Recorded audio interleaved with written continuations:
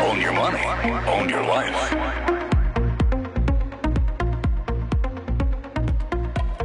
I'm Jared Dillian. This is the Jared Dillian Show. If you want to call to talk about your money, please call 844-305-7800.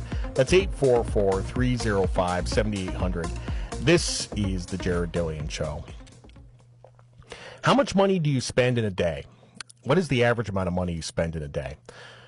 What have I spent today? Nothing. I've spent no money today. You know, my friend Mike Lingle is here. He spoke earlier on the show. We drove down to Charleston today. We had lunch. He bought lunch, which was very nice of him. I bought dinner the night before. I guess I burned up a bunch of gas. But aside from that, I haven't spent any money today. And some days I spend a lot of money. I have lunch, I have dinner, I buy gas, I shop for clothes online or do stuff like that. The average person spends $67 a day. And this is exclusive of your mortgage or rent or stuff like that. This is just discretionary expenses. The average person spends $67 a day. We should make it a goal to spend less than $67 a day. So now I commute and I work in my office. I would say in an average day, I spend $3 on coffee in the morning at Dunkin' Donuts. That's my routine. I buy the coffee, have the coffee. I spend probably about $3 on gas a day. I spend about $15, $20 on lunch, and that's about it. That's, just in terms of daily expenses, that's what I spend, which is, like $25 a day. But there's a lot more than that, because you come home and you're buying stuff on Amazon.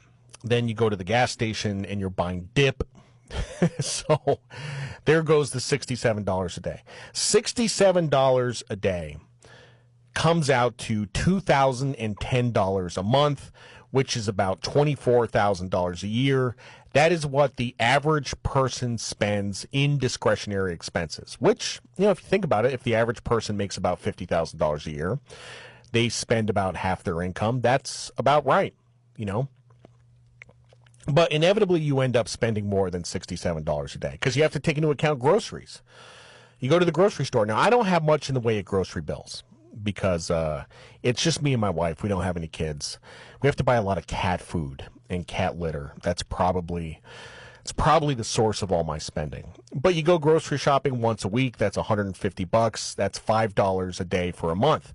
Then you have your subscriptions. You have Amazon Prime, you have Netflix, HBO Max, whatever. All of that goes into the calculation. I think a good exercise is to keep track of what you spend every day and see if you can get it to average $67 a day. So do as I say, what is not as I do. I don't spend $67 a day. That, I spend $25, $30 a day on routine expenses, but occasionally I have a large expense. I buy clothes. That's my thing. I'll buy a $300 jacket or something like that, or I'll buy a piece of jewelry, or I'll go on vacation. You have to take vacations into account here. Between me and my wife, I think our discretionary expenses, I'm guessing, are probably about $80,000 a year, which includes a lot of house stuff that we have to pay for, and that comes out to about $230 a day. Now, of course, in the pandemic, we've been spending a lot less, and everybody's spending a lot less. I basically haven't been spending anything. You're spending what you order on Amazon, and that's about it. The point of bringing this up is to talk about daily habits and impulse purchases. Because if you're one of these impulse purchase people, you are going to get away from spending $67 a day. You're going to walk into GNC and spend $200 on vitamins or something like that. I'm Jared Dillian. This is the Jared Dillian Show. The average person spends $67 a day. If you want to call in to talk about that, please call 844-305-7800. That's 844-305-7800.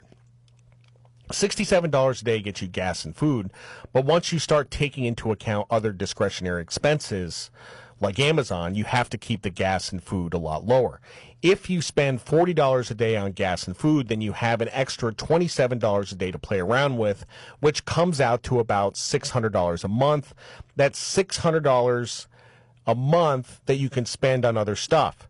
If you don't eat out, you basically just have gas, and you have $2,000 a month to spend on other stuff or to save. This is the key point here. This is very important. If you want to save, this is how you do it. If you want to save $500 a month, that's $17 a day. That's what you have to come up with, $17 a day. If you can save $500 a month, that's $6,000 a year. And guess what? That's an IRA. That's an IRA.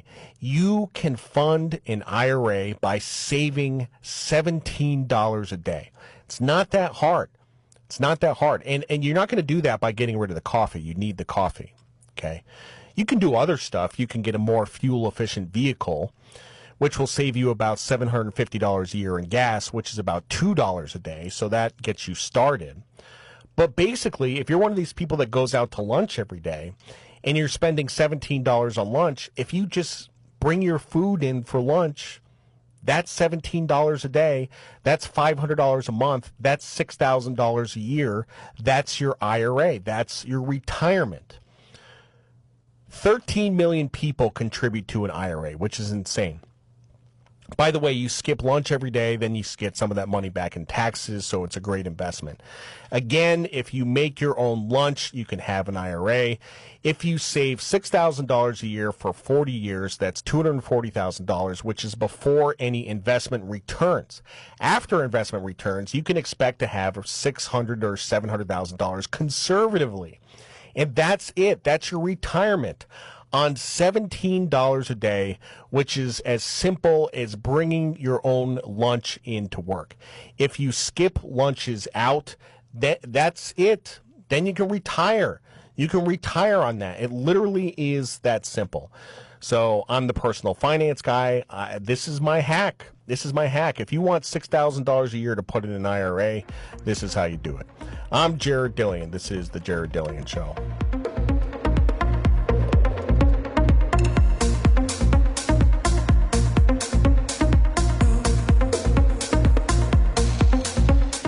The Jared Dillian Show.